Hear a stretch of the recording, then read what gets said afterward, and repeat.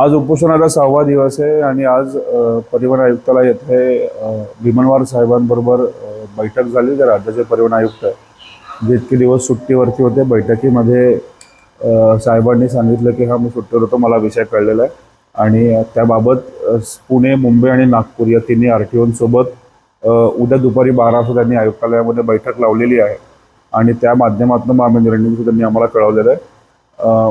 ओला, Uber, रॅपिडोनी जे काल आम्ही आजपर्यंत निर्णय कळू असा अजून आता पावणे 6 झालेत, अजूनही ओला, उबेर, रॅपिडोकडनं काही पत्र यांना आल्याचं आम्हाला लेखी यांनी कळवलेलं नाही आहे.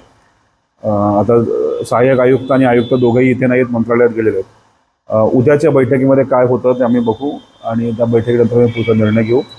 जोपर्यंत आम्हाला आमच्या हक्काचे दर मिळत नाही तोपर्यंत आंदोलन असंच सुरू राहील.